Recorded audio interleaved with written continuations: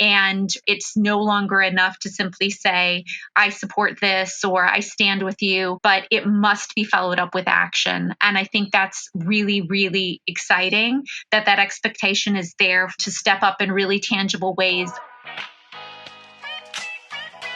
This is the CMO and Joe podcast. We interview today's most inspiring chief marketing officers and savvy marketers of lucrative direct-to-consumer e-commerce companies, bringing you insightful stories and tips on marketing, sales, branding, and much more. We bring you the best lessons from the best. Let's get started with your host, Joe Momo.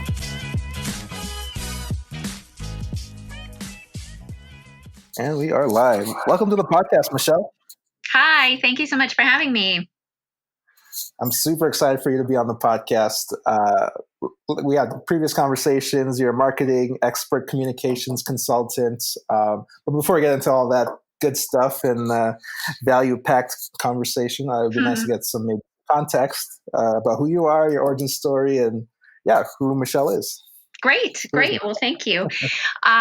So I am, as you said, kind of a marketing communications executive, but I grew up in rural Illinois in kind of a small farm town. I was am, I suppose, the oldest of four. I went to a high school, the only high school in town. And then from there, I went on to Northwestern University, the first in my family to attend college. And after college, I moved to Los Angeles. I kind of thought, if I'm going to leave Illinois, this is going to be the time to do it. And I had been a theater major in college. And so that was kind of the area that I was interested in. But as I looked to, kind of my post-college life, I realized that I wanted to actually get a job. And I knew a lot of people, who had a theater degree who were waitressing. And so I kind of turned my attention to film development. And when I moved here, I got a job at a production company that was based at Sony Pictures, and spent the first part of my career in film development.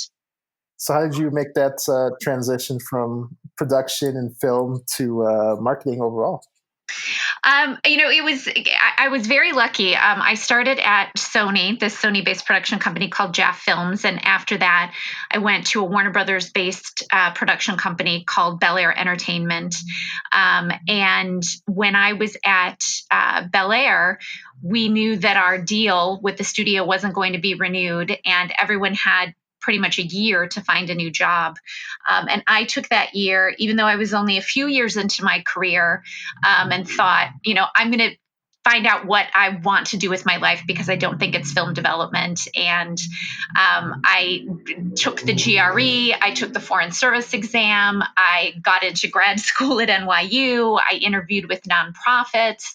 I kind of thought, I'm going to take this time and explore everything that's interesting to me. And one of those things was PR and marketing. A friend of mine, I interviewed it at the company that represented her father's company, which was at the time Fleishman Hillard. And I really kind of liked that idea of communications, and ultimately ended up joining Fleishman Hillard. And that kind of began my communications career.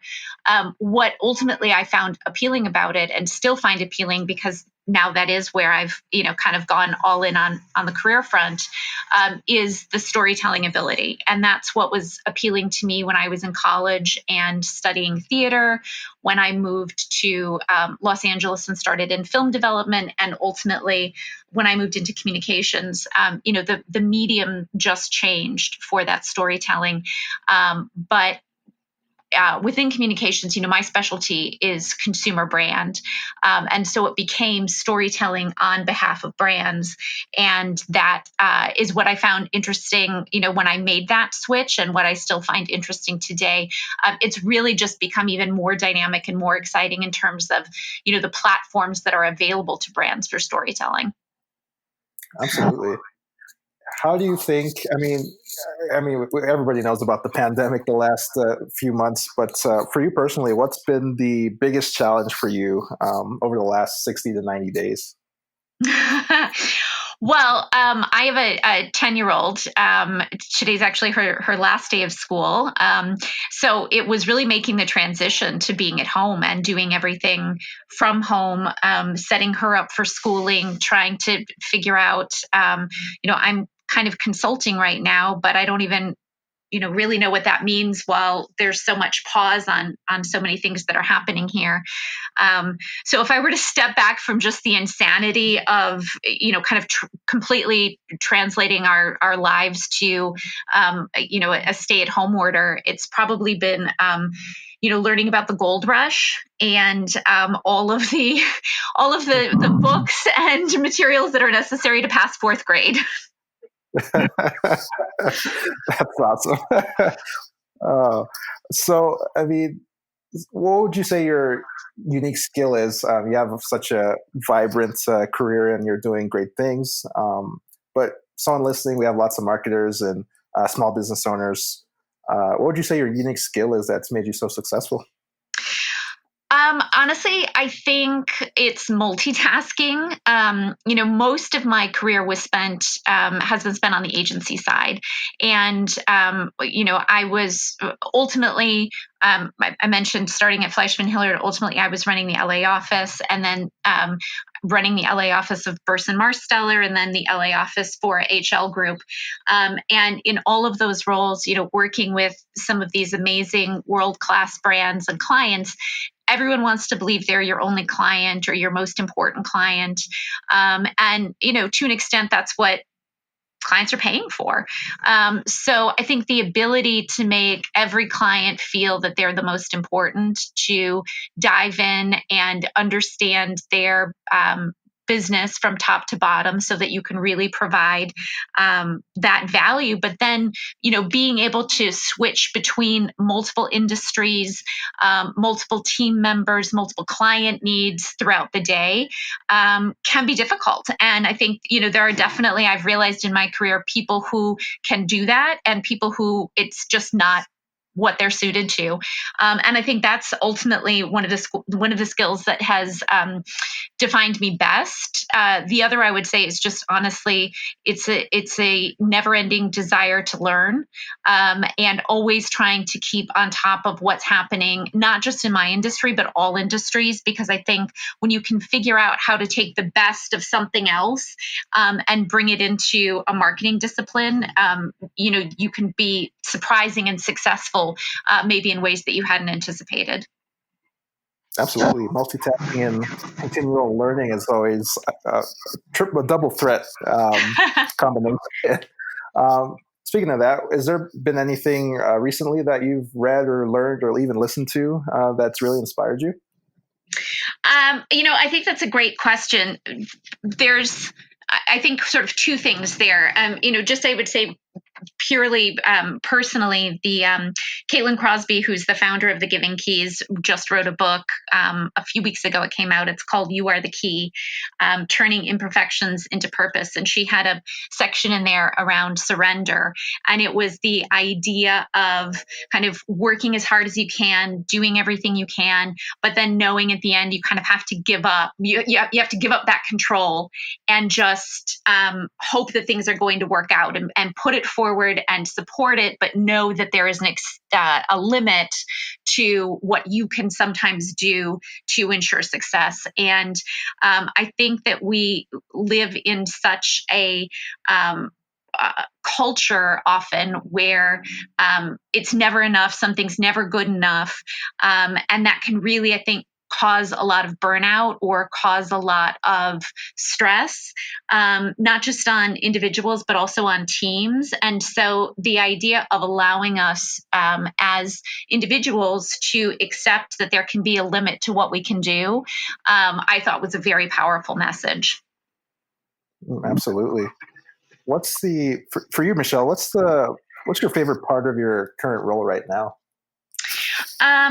Well, at home, homeschool teacher, I suppose being with my daughter, but I would say with my last role, which was the COO and CMO of the Giving Keys, it was our social impact. So the Giving Keys is focused on ending homelessness through employment.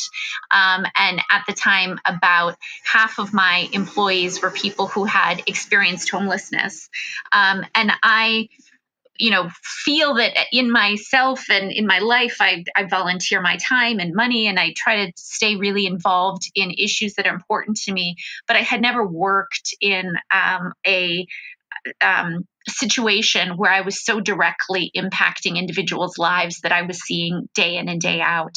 And it really gave me a new appreciation for what true social impact is, and really being able to step back and say, we might not be able to change the world. But for me, I knew every day going into the office that I was having a hand in changing the lives for, these 20 people. And that was something that I just truly did not take for granted and really influenced every decision that I made, because I was able to understand on a much more visceral level the positive ways that good business decisions can impact individuals. And it's something that I think, a lot of other companies are suddenly, realizing now, certainly these past few months, and then absolutely these past few weeks. Absolutely. Yeah. I just want to quickly switch gears, maybe to more of the marketing stuff. You mentioned that you've worked in the industry for a while, and I'm curious to get your perspective on how the industry has changed from when you first started right out of college to right now where you are today. I think there's a couple major changes. I think that just the first one, speaking more to like the length of my career, I mentioned, what was interesting to me when I made that switch to marketing was the storytelling and the storytelling on behalf of brands. When I started, it was still mainly using press as the vehicle for communicating a message. And so that's really changed so dramatically with the ability for brands to have their own owned channels to tell their own stories, particularly online and through social media. And then also to have their story told through other more, what were considered non-traditional, and I think are, even more traditional everyday means like influencers.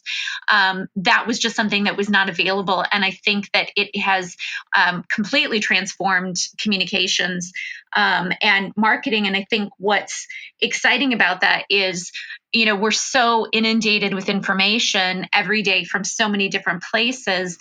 Now it allows brands to be able to communicate across all of these different platforms in all of these different relevant ways through all of these different voices. And so I think that's really, really exciting. I think that's more of like a long term industry shift that we've seen. I think we're also seeing really exciting changes that are happening right now. I think, this started earlier this year with the pandemic, with COVID-19, where, brands were having to stand up and still wanting people to spend their dollars, knowing a lot of people were at home, a lot of people weren't earning money. So they had to be, have a compelling offer in how they were doing that. And so, that give back component, buy a mask, give a mask, that sort of thing, really resonated, as well as companies that were stepping up and addressing needs within their community, whether it was donations to food banks or donations of the personal protective equipment or things like that. And now I think even more so with the protests that we're seeing here, particularly in the United States, but really remarkably across the world, about racial injustice. And where it's no longer enough to simply say, I support this or I stand with you, but it must be followed up with action. And I think that's really, really exciting that that expectation is there from customers, but also that brands, by and large, know that that is required of them to step up in really tangible ways of how that can be both relevant to their business, but also impactful to their customer. Absolutely. Almost that's put your money where your mouth is type of Yeah. mindset. I have to admit, I did do some social media creeping, and you touched on something that I thought was interesting about influencer marketing. I noticed that you were an instructor actually on influencer marketing. Mm-hmm. So yeah, it would be great to get your thoughts on how that's shaped the landscape of marketing, or just your general thoughts on influencer marketing. Oh, absolutely. I did. I taught a UCLA extension class last year on influencer marketing. And, I find it such an interesting space. There are really, it runs the gamut. And I think when you look, it runs the gamut in terms of, the size and the effectiveness of influencers. And I think, what's incumbent upon brands is to understand what are they hoping to get out of it. A lot of very big influencers with millions of followers are very good for awareness, but they don't necessarily translate into sales. And oftentimes it is the smaller, more industry specific influencers that can really move the needle for sales.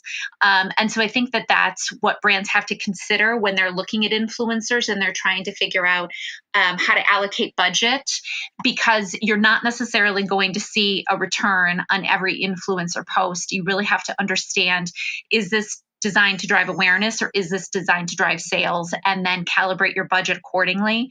I think it's also really important to know that very few influencers, have the ability with like one post to change your business. So you really should be thinking about how to structure a long-term engagement that feels more authentic to the person who is, the follower of that influencer, and how they're going to see that content and feel that it is not only relevant to the influencer, but relevant to them. And I think that comes through thinking through a longer term multi-touch point partnership. But what I think is also interesting when it comes to influencer, as I've been looking at the field, is there is an element of consumers who say, when this whole thing started, influencers were amazing. They were showing us things that we didn't know existed, behind the scenes, or events we didn't know were taking place. But now, why should an influencer get all the fun and all the free stuff and I don't? And so I think that there was starting to be a shift where brands needed to think about how they could move beyond influencer, kind of post influencer, back to consumer, and make sure that if they were doing, a South by Southwest activation or a new product launch in New York or something like that, that they were also thinking about how to take that experience down to a smaller level and really disperse it throughout the markets that were important to them. I think it's going to be really interesting to see, and perhaps even more important to see, kind of post as we come out of the first phase of COVID-19, how brands are able to engage with consumers in safe ways. Because in some ways, I think we're starving for attention and connection even more than we were before. And the brands who can figure out that safe way of creating a personalized experience with their customers, I think will be even more likely to come out of this in a strong position. Absolutely. Are there any? You mentioned influencers. Are there any influencers or even maybe marketers that you really admire, or is there anything that you like about their execution? I think one of the things that stood out to me in these past couple weeks was really Nike. They had a wonderful campaign with Colin Kaepernick, I think a couple years ago, that was around the idea of stand for something, even if it means sacrificing everything.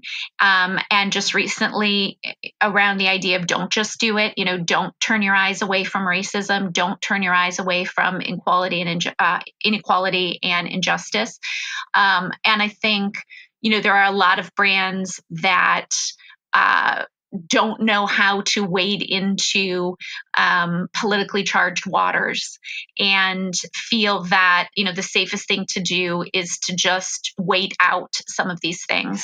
And I feel like Nike has never been one to do that. It's really been aggressively at the forefront of some of these really important issues. And it was great to see them continue to take that position because I think it gives a lot of other brands, they're able to lead the way, and I think bring other brands along into the conversation that maybe otherwise would not choose to be part of it. Absolutely. No, totally agree. I just wanted to quickly switch gears again. Back into your career. What's been the most successful marketing campaign that you've ever worked on that maybe you can share? Yes, I would love to. It was actually a few years ago now, but I was representing Tourism Australia, which is the continent of Australia, and supporting them for travel and tourism as a destination from the U.S. And I had a program that was called Oprah's Ultimate Australian Adventure, where I had pitched the Oprah Winfrey Show in her final season to take the whole show and all the audience members down to Australia. And we did it, and it was insane. And we were part of the season premiere of the final season. We had 4 episodes later that season that were shot in Australia. We brought down 300 audience members. She was also filming a reality show for OWN at the same time. So we had a reality show component. We were featured in O Magazine. And then, we had these 300 evangelists who had traveled there and all of the online components as well. It was, something I never expect to replicate in my life again, and was absolutely amazing to be able to take a country that I have such passion for and show it in such a beautiful and intimate way to viewers really around the world. I think in a way that made it feel less far away and less kind of like trip of a lifetime than I think some people think of, because it's a country, but it's a continent, and make it feel like a real achievable destination. And what was successful about that was just that we had so many touch points to communicate that. We had the talk show, and then the reality show, and the magazine, and the people who'd been there, and the website, and all of those things, which just are so rare to get so many impactful touch points all firing at the same time. Absolutely. Wow. That's amazing. It was great. Making a place, is it 16 hours flight from LA or? Yeah, about from LA to Sydney. Yeah. Which is the same as LA to Rome. But, somehow people think, it's called the land down under. It makes it seem like it's so far away. But, it's just about messaging. That's why I love marketing so much. Exactly. All about that storytelling. My next question for you, Michelle, was what's the biggest misconception about maybe launching a new marketing campaign or branding campaign from your perspective? That's such a great question. I think the biggest misconception is that everything is original. Most things are not. Most things are derivative. Most things are building off of something else. And that's not a bad thing. That's a true thing. You just have to understand where you fall into the evolution of brand and product. And you have to understand your competitive set, and you have to understand your historical set. And then I think you take that information, and it's just so key to be authentic, to strip all of that away and say, what what am I at the end of the day?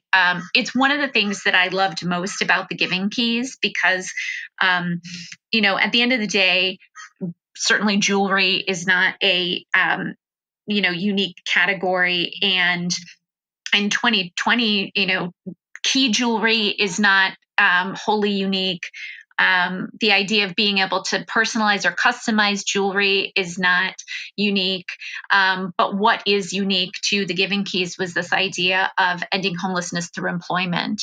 And so it's taking the product, but the authenticity they have around this is the mission, and making sure that those things are always in lockstep, that you understand, the product, which you have to love independently. You have to want to wear it. It has to represent you, but understanding the whole of the company and its mission behind that. And that's where I think those storytelling opportunities come in. Absolutely. About that storytelling. What would you say though? Like once you get the storytelling going, you get the visitors and customers in. But how would you, from your perspective, how would you define a great customer experience? Well, I think first and foremost, you have to be listening to the customer, because you certainly want to identify and plot out that customer journey, before you start, but then you have to be willing to throw out what's not working once it's actually going into practice. And I think one of those things that might become so important is really figuring out how that product and with what frequency that product fits into your customer's life, because that's how you start then determining the investment that you're making for repeat purchase versus new customer acquisition. And I think that's really where the money comes in, right? You don't want to keep marketing to the same customer if you know that they're only buying from you once a year. And you don't want to spend a lot of money bringing in new customers if you know your existing customer can purchase from you more frequently. And so it's striking that right balance. And I think it's also then figuring out,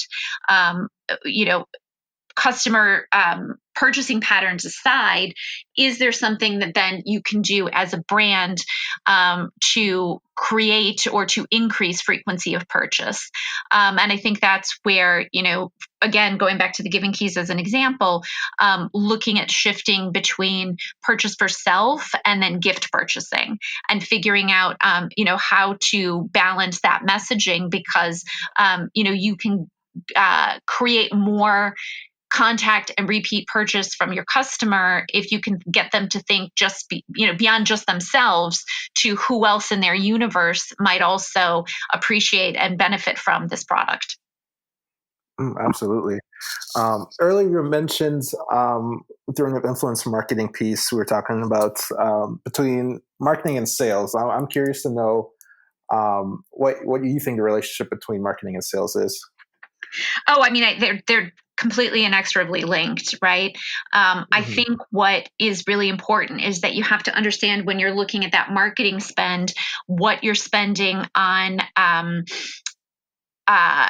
awareness and what you're spending on trying to drive sales, and understanding that every dollar spent does not have that same return, and what are those times when you need to make that investment in awareness, and what times you can be much more tactical on just the driving that transaction. Absolutely. I'm a big hypothetical type of guy, so I'm going to ask. Let's say if you had 50% more budget, how would you spend that between marketing and sales? What type of channels? What kind of executions would you be looking into? Again, it's really relative to what the 50% of the size of what budget you're talking about. But I think, in general, Google is still the 800-pound gorilla when it comes to Google Ads, and you really have to be there. There's no way of avoiding that. I think what's really important is to look at what is the impact of each channel that you are leveraging. One of the things, I was working with a brand who had reduced funding for a particular channel. In this case, I recall it being Pinterest because they weren't seeing that drive sales, but they neglected to look at the fact that it was actually one of the largest awareness driving channels for them. And that was where a lot of customers were starting their education about the brand. And so when they reduced that spend, it ended up having this domino effect later in the funnel of ultimately reducing traffic, and then having that impact on sales for the brand. So I would say if I had 50% more budget, I would take a step back and look at all of the channels and say, where can we make this investment, but understanding holistically what we need to do. Is it building awareness? Or is it focusing on that sales conversion? But I would also say, just for a moment there, back to the earlier point about influencer, that can often, not always, be a very cost-effective way. And if you're just trying to get new people aware of the brand in a very engaging, content-driven way, I'm a huge fan of influencer in that respect. Yeah. Yeah, me too. A little bit more out of the box question for you, Michelle. What's one question that you never get asked that you wish you would be asked? I mean, it's funny. It's really what we touched on with regard to influencer, because I think that, the idea of, influencers really taken for granted. I think we all should be asking, what is post-influencer? And I do think post-influencer is return to consumer. I think we should be talking about that a lot more. I think, again, throughout the first 6 months of this year, we've seen also a lot of backlash around influencers maybe being tone deaf, or maybe displaying different elements of privilege, whether it's around, the ability to enjoy a shelter in place more than other people, or maybe not really incorporating other points of view into their content or things like that. We should never think of them as the end all be all. And so we should be thinking, okay, this is just one component of a marketing mix. What is after this? And I think we really do have to be looking very closely on how we bring brands back to consumers in really tangible ways. I love that, Michelle. That's great. For you personally, what are some of the social networks that you really like? For brands, a lot of it is Instagram. Consumer brands, obviously, looking at how they are presenting that content and how they're engaging with their followers. You have seconds to make an impact on a customer or potential customer. So focusing on gorgeous, creative, sharp copy, a compelling offer. I'm always looking to see who does that in a really great way. And then Twitter. And Twitter, because of news, I think that it is so critical to have a really strong foundational knowledge of what's happening in the world to be successful in marketing. And so always checking there to see what's happening, not just with brands, but, with the world in general. Absolutely. I only have a couple more questions here for you, Michelle. What are you proud of that we maybe haven't touched on the podcast yet? I think I'm really proud of the work that I was able to support and be a part of at the Giving Keys. It was, I think, as I mentioned, just something I hadn't really experienced before. I have supported and worked for really amazing companies throughout my career that I'm so thankful for, but not anything that had such a direct social impact tied to it. And that, for me, I think not only changed how I viewed the value of the work I was doing, but I think has really changed how I want to continue my career moving forward.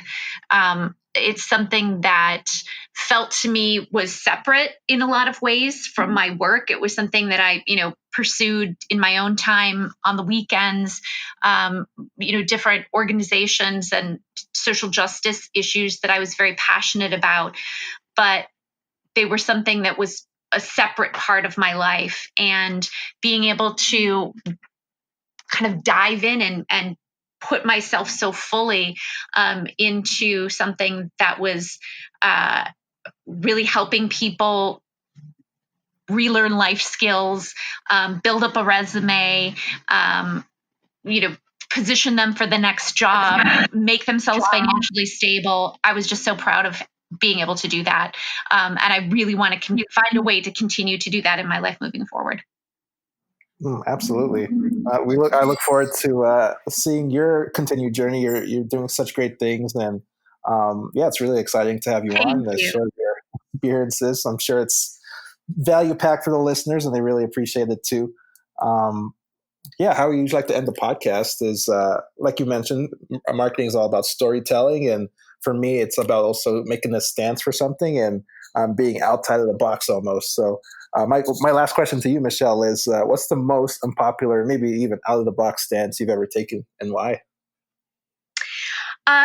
It's nothing controversial, I think, but really what it is I believe as a leader, you have to put yourself in the position to take responsibility for the decisions that are being made.